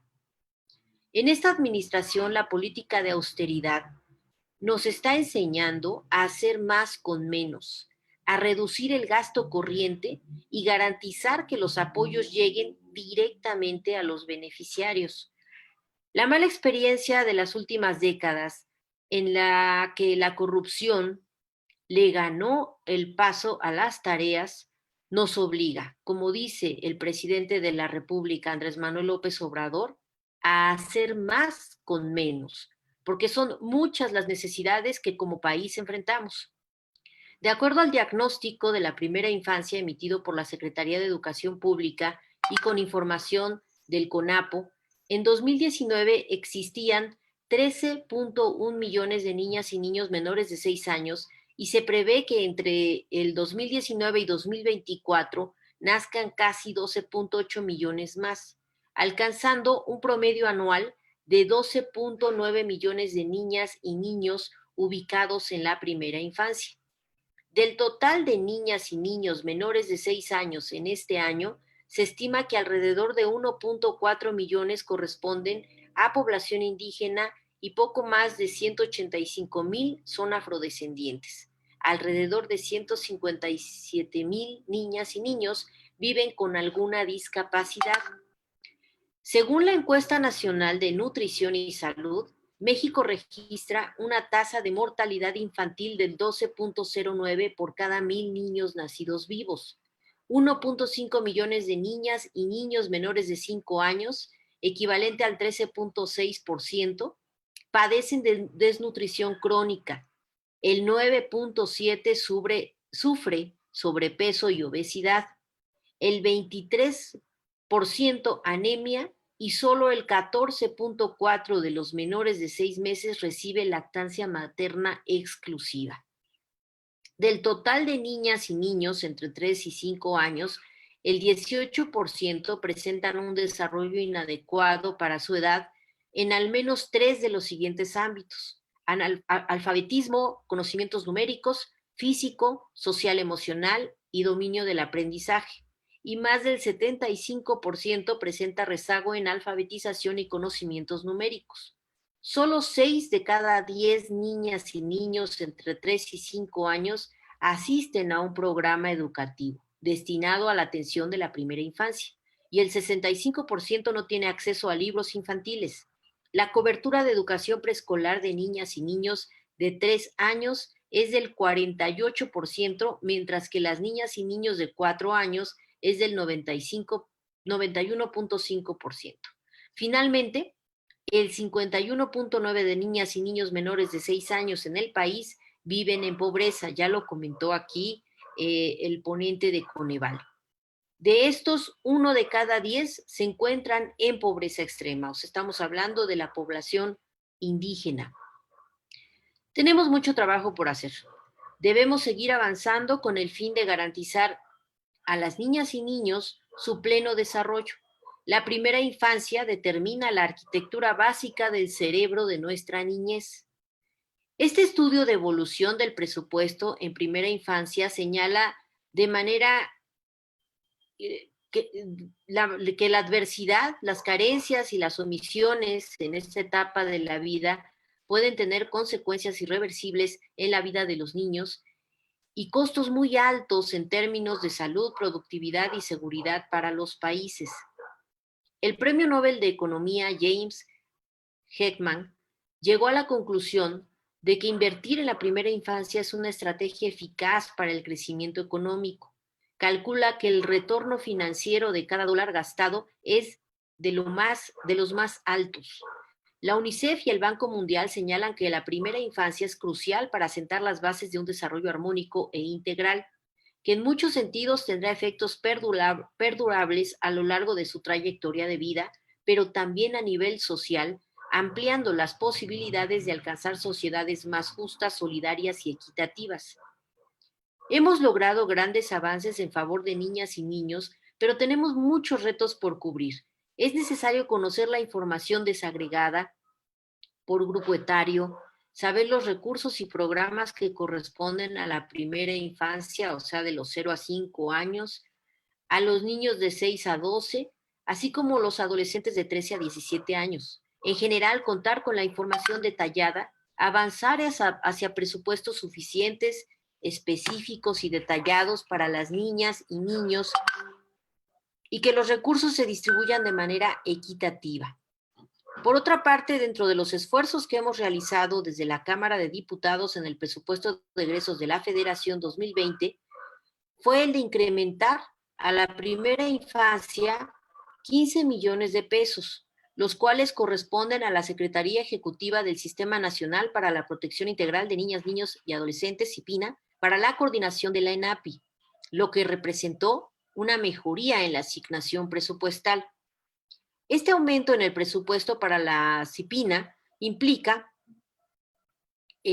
como se señala en el estudio, la posibilidad de avanzar en la concreción del ENAPI, que permita avanzar en la materialización de una política integral para el desarrollo de la primera infancia, orientada a la realización efectiva del conjunto integral de derechos de niñas y niños a través de la acción coordinada de todos los sectores y órdenes de gobierno. Por otra parte, se destaca en este estudio que 10 entidades federativas gastan menos por cada niña-niño. También son quienes, de acuerdo a Coneval, tienen en su mayoría los porcentajes más altos de población en situación de pobreza. La media nacional es del 41%. Y hablamos ahí, y lo mostraron en las estadísticas, Chiapas 76%, Tabasco 53%, Puebla 58%, Oaxaca 66%, Estado de México 42%, Veracruz 61%, Hidalgo 43%, Michoacán 46%, Guerrero 66%, Tlaxcala 48%.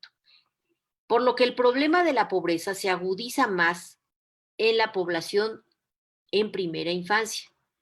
En un estudio realizado de manera conjunta por el Coneval y UNICEF, se identificó que la población de entre 0 y 5 años enfrenta mayores porcentajes de pobreza, especialmente de pobreza extrema, al compararla con la población de 6 a 11 años y de 12 a 17 años. Adicionalmente, el mismo estudio identificó que en 226 municipios se concentran la mitad de niñas y niños adolescentes en situación de pobreza extrema, de los cuales 160 se localizan en Chiapas, Estado de México, Guerrero, Michoacán, Oaxaca y Veracruz. Efectivamente, como señala este estudio, debemos garantizar que todas las niñas y niños menores de 6 años cuenten con un ejercicio efectivo de sus derechos a la supervivencia, desarrollo integral y prosperidad, educación, protección, participación y vida libre de violencia, atendiendo las brechas de desigualdad existentes entre estratos sociales, regiones geográficas, géneros, así como a la diversidad inherente a cada persona. Según datos de UNICEF, el sobrepeso y la obesidad en México son un problema que se presenta en la primera infancia, es decir, de 0 a 5 años. Al menos 1 de cada 20 niños y niñas menores de 5 años padece obesidad, poniéndolos en riesgo de sufrir enfermedades circulatorias del corazón, riñones, diabetes, lo que hace que la proporción de niñas y niños mayores de 5 años con sobrepeso u obesidad aumente de 1 a cada 3. Debido a esto, México se encuentra entre los primeros lugares en obesidad infantil en el mundo. Esta situación es de veras de mucha impotencia, porque vemos cómo aquí este tema es el que más daño nos ha hecho cuando no se quiso legislar para etiquetar los productos de la alimentación en años atrás. Lo logramos en esta legislatura también, los etiquetados para advertir a la población de los altos contenidos de azúcar, grasa, conservadores, pero miren, ya estamos ante una condición en la que ya estamos ante esta situación de primer lugar de obesidad infantil en el mundo. Más del 95% de los casos de obesidad infantil se deben a dietas con alto valor calórico y baja actividad física, por lo que el sobrepeso y la obesidad pueden prevenirse en la mayoría de las niñas y niños mejorando sus hábitos de nutrición y salud. Es lo que intentamos ahora con esta campaña y que lo están retomando desde el INSABI, así como promoviendo mayor actividad física. Derivado de los datos anteriores y considerando la emergencia sanitaria por la que estamos atravesando, la primera infancia tiene que estar en el centro de políticas públicas que favorezcan el desarrollo integral de la primera infancia. Esto ayudará a romper con el círculo intergeneracional de la pobreza, así como lograr sociedades más prósperas, pacíficas e igualitarias. La pandemia no debe significar un deterioro en el bienestar infantil. Sin duda, falta mucho por hacer para nuestra primera infancia. Desde el Congreso continuaré trabajando para contar con mayores recursos para nuestras niñas y niños, y tienen en mí a una aliada. Estoy convencida de que no hay mejor inversión que la que se hace en nuestra primera infancia. Propongo realizar algunos cambios en la estructura programática a emplear en el ejercicio fiscal 2021. Para ello hay que incluir la desagregación por grupos de edad en 2 aspectos. Primero, hay programas presupuestarios que, aunque atienden a niñas, niños y adolescentes, no se incluyen en el anexo transversal, como es el caso de los vinculados a migración. Asimismo, existen programas que fueron transferidos a otros sectores y que ya no se etiquetan en el anexo 18, como es el caso del programa de leche Liconza, que lo mencionaron en un principio, y el de compra de leche nacional, que pasaron de bienestar a desarrollo rural. Segundo, los nuevos programas presupuestarios de organismos recién creados que destinan recursos importantes a la atención de niñas y niños y adolescentes deberían incluirse en este anexo 18. Por último, quiero reiterar mi compromiso con las niñas, niños y adolescentes para seguir trabajando desde la Cámara de Diputados por mejores leyes que garanticen su derecho a un desarrollo pleno y a una vida mejor. Muchas gracias. Muchísimas gracias, diputada, por su intervención. Sin duda resaltando cuestiones importantes, ¿no? Llevamos muchísimos años donde la primera infancia no ha sido una prioridad. Ahí están los indicadores: desnutrición, lactancia, desarrollo infantil. Hay muchísimo, muchísimo por hacer. Creo que hay avances importantes, como usted lo ha mencionado, ¿no? Ese recurso que se logró para la coordinación del ENAP y que se reconociera la educación inicial, creo que son avances fundamentales, pero sin duda tendremos muchísimo que trabajar para lograr poner en el centro, como usted dice, a las niñas y niños en primera infancia y con eso avanzar en políticas que verdaderamente sean efectivas para romper el ciclo intergeneracional de la pobreza. Agradecemos muchísimo que reitere su compromiso. Sabemos que es una gran aliada de la primera infancia y le agradecemos otra vez su participación en este panel. Muy bien, para continuar voy a darle la palabra a la maestra Ariana González. Ella es oficial de Desarrollo Social en UNICEF, oficial de Política Social, economista y maestra en Políticas Públicas.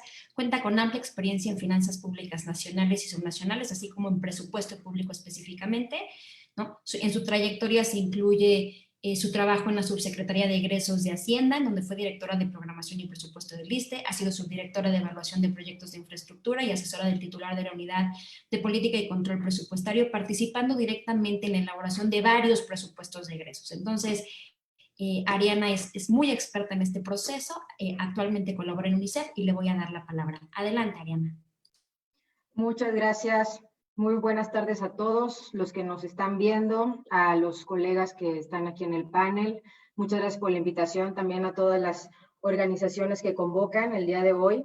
Me da mucho gusto estar aquí hoy con ustedes, sobre todo para hablar de un grupo tan importante como es la primera infancia. Y voy a resaltar algunos temas muy importantes. El primero de ellos es los datos que presentan en el estudio que presentó el doctor Alberto son contundentes. Las tendencias son clarísimas. La primera infancia tiene que ser una prioridad para nuestro país. ¿Por qué tiene que ser una prioridad? Y voy a retomar 3 puntos muy importantes. El primero, que ya lo sabemos, es una etapa vital en el desarrollo del ser humano. El segundo punto, porque nos estamos refiriendo a 13 millones, más de 13 millones de niños que se encuentran en esta edad, de los cuales, como ya lo mencionaron en ocasiones anteriores, 10% se encuentran en extrema pobreza. Y finalmente, porque es una inversión rentable. Ya el día de ayer, en una de las presentaciones dentro de este mismo marco, se mencionaba la tasa de retorno de esta inversión del 13%. Entonces, estamos hablando de una inversión que es generacional, que es de largo plazo, es una inversión en capital humano que finalmente se ve reflejada en mejor bienestar, en mayores ingresos, en un conjunto de factores que derivan en tener mejores sociedades. En el tema que hoy nos atañe, me gustaría reflexionar en torno a 3 puntos que se mencionan en el estudio. El primero de ellos es el contexto actual y las restricciones y retos que representa. Tenemos que reconocer que la crisis en la que estamos en este momento, sanitaria, pues ha tenido fuertes impactos, no solamente de salud, sino también sociales y económicos.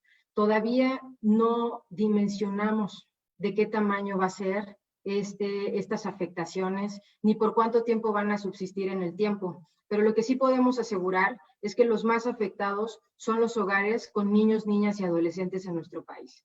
Tanto así lo demuestran en las encuestas, la que estamos colaborando con el EQUIDE de la Universidad Iberoamericana sobre afectaciones en hogares con niños, niñas y adolescentes, y los datos también son contundentes, por mencionar algunos.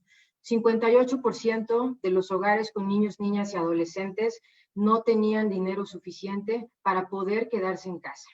2 de cada 3 reportaron disminución en sus ingresos. 3 de cada 10, solamente 3 de cada 10 reportaron haber recibido o haber tenido acceso a alguna ayuda de gobierno o algún programa. Entonces, esta contingencia ha venido a exacerbar problemas sistémicos con los que ya veníamos contando, como por ejemplo el acceso a la protección social de niños, niñas y adolescentes y en particular de la primera infancia. Entonces, en este contexto de restricciones, digamos, y de efectos económicos negativos, la tarea principal de todos y principalmente de los tomadores de decisiones es priorizar. Se tiene que priorizar porque vamos a contar en el mejor de los escenarios con un presupuesto público para 2021 que va a traer restricciones. Entonces tenemos que ver en qué programas, en qué políticas se van a invertir, que sean rentables y sobre todo que ayuden a amortiguar los efectos negativos que hoy por hoy está teniendo esta crisis en nuestro país. Como segundo punto, quisiera enfatizar en la importancia de la ejecución del gasto, que tiene que ser eficaz y tiene que ser eficiente. Para la toma de decisiones es importante contar con información contable. Ya nos lo platicaban en el estudio. Contamos con un anexo transversal que sí etiqueta recursos, pero hay áreas de oportunidad en él. Se tiene que hacer una revisión metodológica en torno a qué sí se contempla como inversión en primera infancia y qué no se contempla como inversión en primera infancia. Tenemos por un lado las intervenciones directas, como lo pueden ser el desarrollo infantil temprano, la educación inicial, pero también están las intervenciones indirectas, que son las transferencias monetarias. El ejemplo que quiero destacar de lo que no se contempla es el programa de vacunación.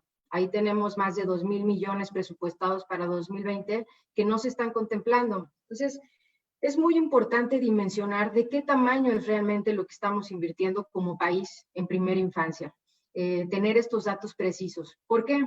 Porque lo siguiente que tenemos que hacer es preguntarnos cuánto nos hace falta. ¿Cuánto como país tenemos que invertir para lograr los objetivos que nos hemos planteado para nuestra primera infancia? Entonces, tenemos que hacer una revisión del aspecto metodológico. Ahora, otro punto a destacar es, hay que pensar que ya hemos invertido, ¿no? Habla el estudio de 79,000 millones para 2020. Y bueno, tenemos un histórico ahí de presupuestos que se han hecho. Vamos a preguntarnos, ¿hemos logrado los objetivos que nos hemos planteado con esos programas? Hay poca oferta programática, es un hecho, pero tenemos que hacernos estas preguntas. ¿Por qué? La primera hipótesis que tenemos es el presupuesto es insuficiente, pero también debemos resaltar que hay áreas de oportunidad en los programas que ya están operando. Hay áreas de oportunidad en cuanto al diseño, a la implementación, a la operación, pero sobre todo respecto a el ejercicio que se hace de los recursos presupuestarios. Hay algunos programas que cuentan con subejercicios a lo largo de todo el año. Entonces es muy importante que durante el proceso de planeación los ejecutores de gasto y también los tomadores de decisiones de las dependencias pues hagan un ejercicio en donde el presupuesto que se plantea esté directamente relacionado con las necesidades de la población que se está pensando atender, ¿no? Para evitar tener subejercicios durante el año. Subejercicios me refiero a que se gaste lo que verdaderamente se planeó y se pensó que se iba a ocupar durante el año. Esto nos habla de un gasto eficiente, es decir, gasto en tiempo y gasto en forma, que pues de alguna manera contribuye a evitar recortes subsecuentes en años fiscales subsecuentes. Finalmente, el tercer punto que me parece muy importante destacar es la transparencia y el acceso a la información. Se debe tener claridad, ya lo mencionaban colegas que expusieron antes, claridad en cuanto a la información que se tiene como pública. Y no solamente del presupuesto, de lo que se planea al inicio del año, sino también de lo que se va ejerciendo a lo largo del año, del ejercicio, partida por partida. ¿Por qué? La información tiene que ser pública, tiene que ser homologada, tiene que ser clara, tiene que ser periódica, ¿no? Esto para poder hacer un análisis detallado, porque podemos observar en el presupuesto, digamos, tendencias globales, diferencias globales, pero hoy por hoy estamos enfrentando un escenario de austeridad, un escenario en donde tenemos una contención del gasto del 75% en los capítulos 2000-3000, que son servicios generales y bienes materiales y suministros.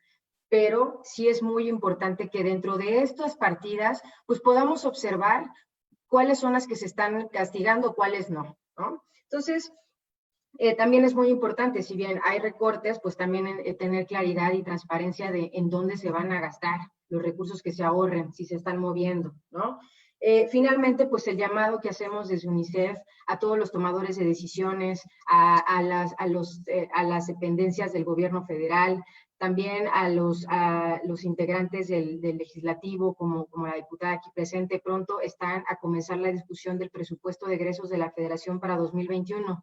Y es muy importante que se considere proteger, digamos, las partidas que son vitales para la infancia de nuestro país, como lo pueden ser partidas que también se encuentran dentro de estos capítulos y que están relacionadas directamente con la provisión de servicios importantes y vitales para la infancia, como lo son la compra de medicamentos, las vacunas, como lo son también transferencias monetarias, la compra de insumos médicos. Entonces es muy importante no quitar de vista esto, porque principalmente se requiere de voluntad política para hacer que la infancia de nuestro país sea una prioridad, ¿no? Sobre todo en un contexto como el que estamos viviendo de restricciones presupuestarias.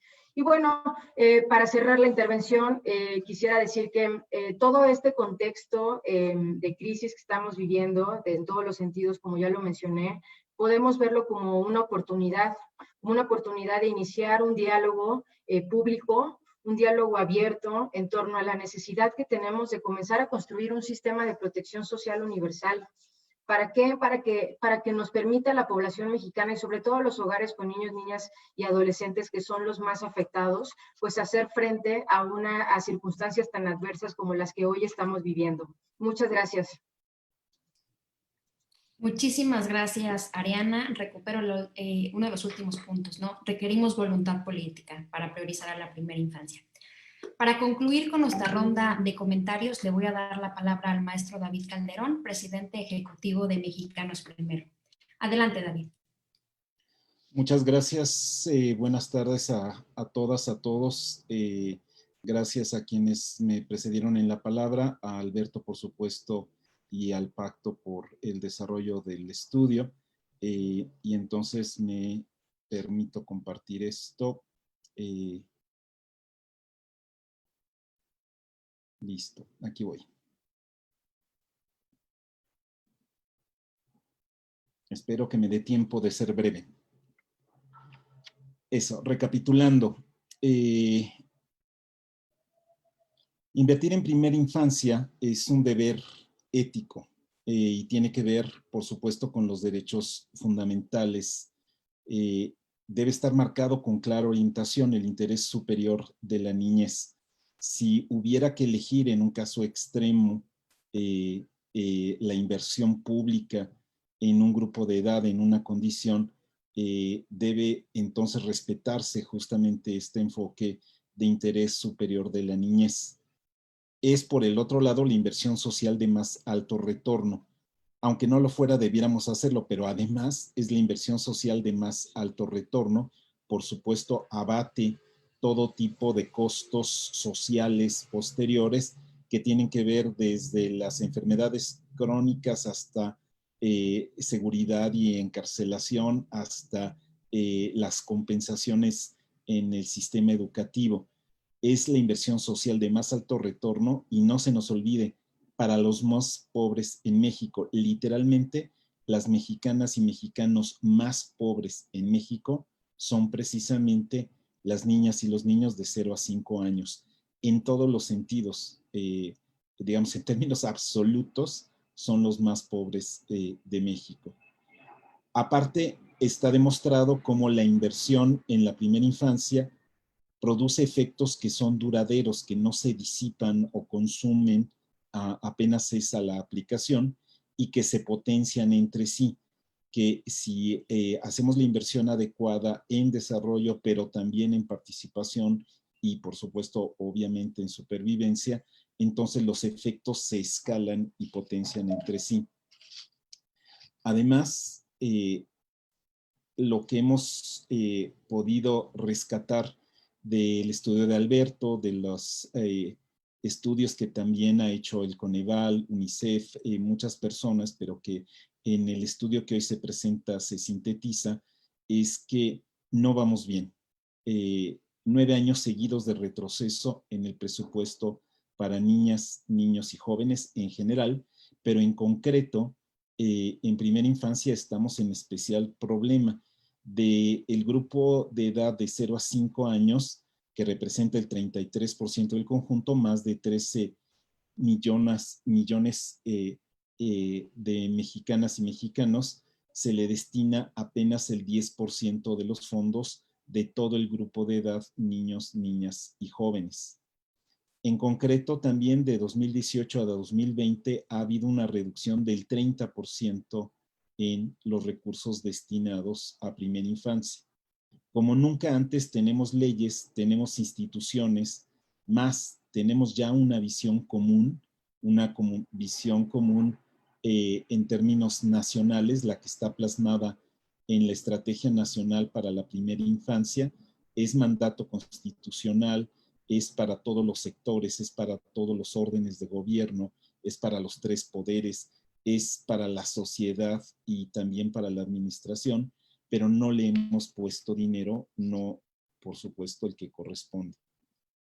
¿Por qué no invertimos más? Y aquí voy a ser muy concreto y espero muy tajante. Porque no atendemos a la evidencia, sino a la ocurrencia. Las inversiones que se hacen en el país desde la administración federal atienden muy poco a la evidencia que está disponible. Porque quienes exigen están dispersos y quienes definen tienen formas de acuerdo ya consolidadas. Las familias, las madres y padres de los niños pequeñitos están dispersos, están sobreviviendo, les cuesta trabajo articular su demanda. Quienes trabajamos en esto, apenas ahora, desde hace algunos años, venimos creando un frente común, pero en concreto, quienes exigen están dispersos, pero quienes reparten literalmente el dinero en este país, en términos del sector productivo, en términos del sector oficial, especialmente la administración pública federal, especialmente el poder legislativo, ya tienen sus formas de acuerdo consolidadas y entonces son casos excepcionales el descubrir que hay otras necesidades y otros planteamientos. ¿Por qué no invertimos más en primera infancia? Porque los beneficios son ciertamente tangibles, pero no son inmediatos y es fácil capitalizar otras inversiones. Cuando se invierte en cemento, en bulto de obra pública, pues ahí está el mazacote, sirva o no sirva, sea adecuado o no.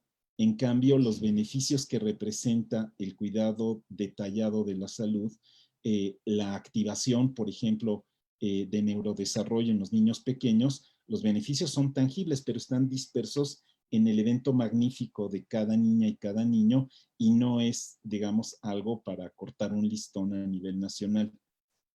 Súper en concreto, porque los bebés no votan, porque no toman casetas, porque no invierten, porque no son base de apoyo político. Por eso no invertimos más en estas mexicanas y mexicanos. Y concluyendo, porque no nos hemos sabido escuchar y organizarnos para la acción colectiva, porque nada de esto es misterio, nada de esto se presenta por primera vez, es porque todavía necesitamos sabernos escuchar mejor y organizarnos para la acción colectiva.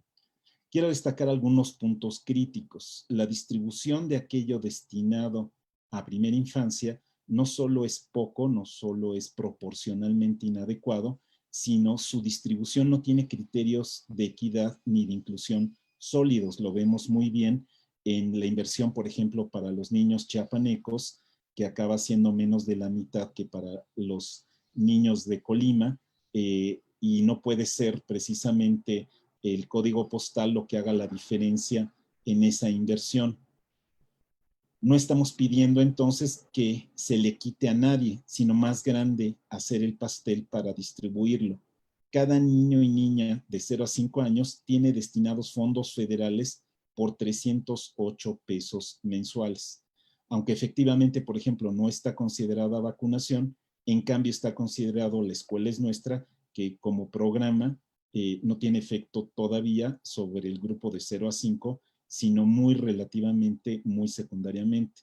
Entonces, necesitamos hacer mejor el estudio, pero con lo disponible hay este gasto, o mejor, esta asignación, porque falta ver que sea gasto efectivo, de 308 pesos mensuales, que es 2,5 veces menos que una beca en educación básica, 4 veces menos que el apoyo a adultos mayores, 12 veces menos que la beca para jóvenes aprendices.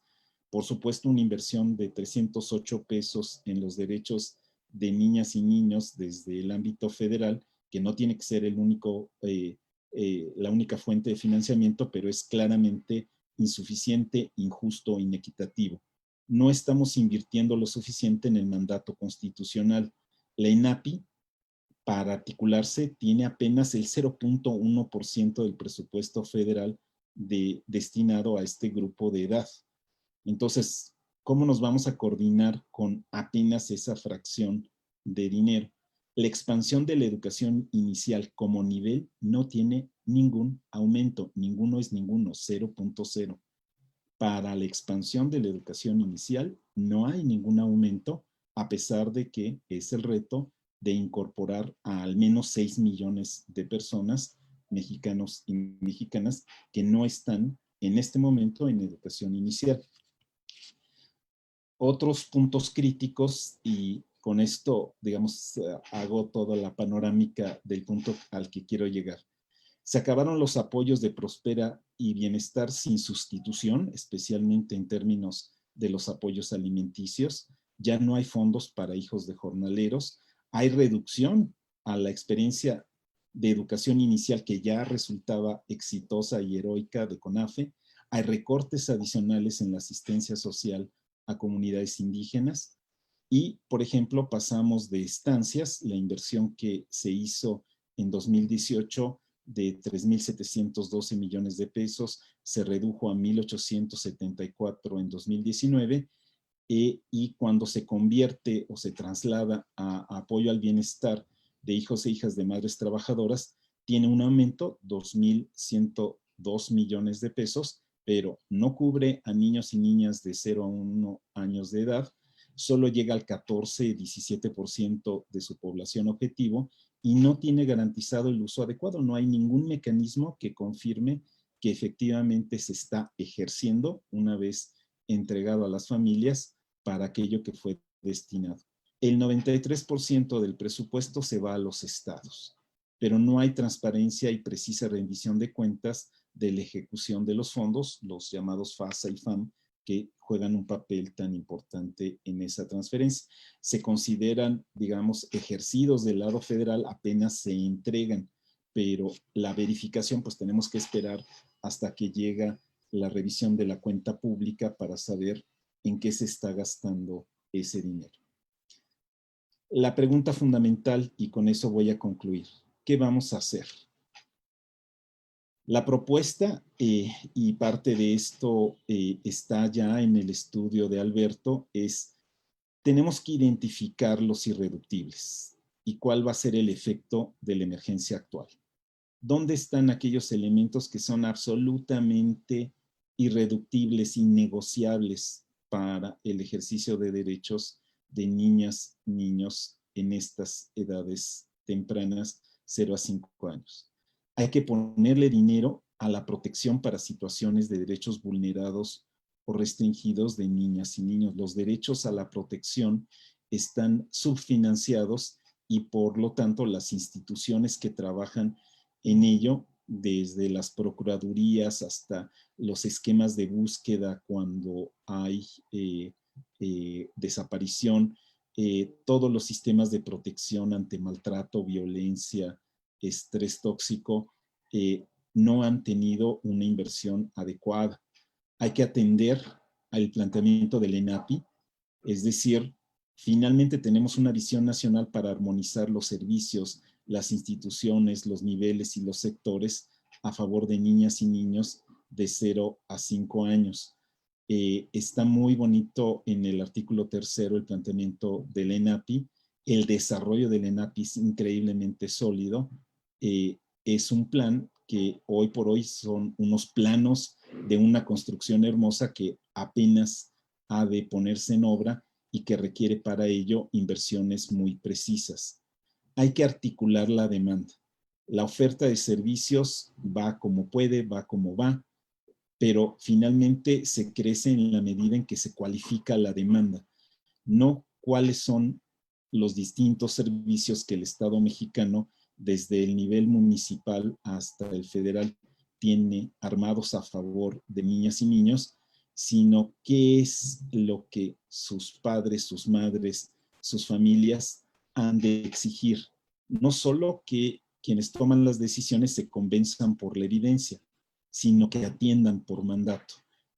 El único sentido de la simetría que hay entre gobernantes y gobernados es que efectivamente los gobernantes tienen atribuciones que los gobernados no tenemos, pero solo las tienen por la asimetría que es anterior y superior. Fuimos nosotros quienes les dimos el mandato. Entonces, no es su dinero, es el de los niños y niñas pequeños, no es sus leyes, son las leyes de la República, no son sus programas, son los programas de la nación, y entonces nosotros fuimos quienes les otorgamos el mandato y somos responsables de exigirlos. Así que todos necesitamos volvernos activistas de esta causa. Cierro con este mensaje: no seamos mezquinos, no porque son chiquitos les demos menos de lo que necesitan, no porque son chiquitos necesitan poquito, no, necesitan lo justo y eso justo se los hemos negado. Entonces, ahora sí, pongámonos a su estatura. Gracias. Muchísimas gracias, David. Recupero esa última frase, no seamos mezquinos, ¿no? Hay que darles lo justo. Me he dado la tarea de recuperar los mensajes clave de las intervenciones de los colegas conforme fueron ocurriendo. Estamos ya pasados de tiempo, entonces solo me voy a permitir decirles 7 recomendaciones que desde la Coordinación General del Pacto queremos poner sobre la mesa a partir de los hallazgos del estudio y que creo que han sido reforzadas por los mensajes de los expertos. Primero, creo que es importantísimo reponer algunos de los recursos que fueron recortados a programas esenciales al bienestar de la primera infancia, y en particular quiero hablar de 2. Educación Básica y Comunitaria CONAFE, que es uno de los poquísimos programas que hoy hay para educación inicial, y también las becas que se daban a las niñas y niños que asistían a preescolar de CONAFE. Esas son de los pocos programas que tenemos para educación inicial y preescolar. No podemos desfondarlos, hay que reponer esos recursos. Lo mismo ocurre con el Fondo de Aportaciones Múltiples de Asistencia Social. Con esos recursos se están financiando apoyos sociales y alimentarios y en momentos de contingencia como el que vivimos por COVID,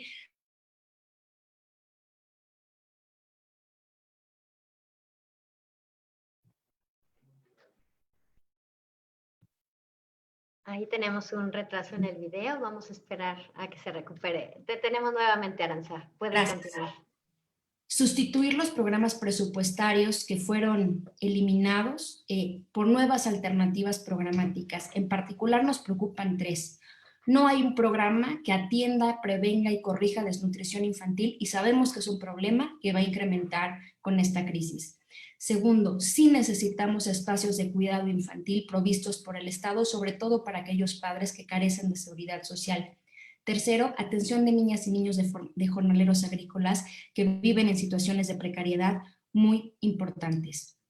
Tercero, tenemos que fortalecer y modificar la modalidad del programa de expansión de la educación inicial para pasar de un programa U a un programa S, para tener mayor transparencia, certeza y eficiencia en los recursos asignados y poder incrementar las coberturas que hoy tiene ese programa, que son ridículamente bajas y no responden al mandato constitucional. 4. Necesitamos que las asignaciones presupuestales para primera infancia empiezan a corresponder a los mandatos legales y programáticos. Para eso hay que hacer lo que dijo Ariana, hay que determinar cuál es el monto de los recursos que necesitamos y después de eso seguir la recomendación 5, que es planificar un incremento progresivo de los recursos asignados a primera infancia.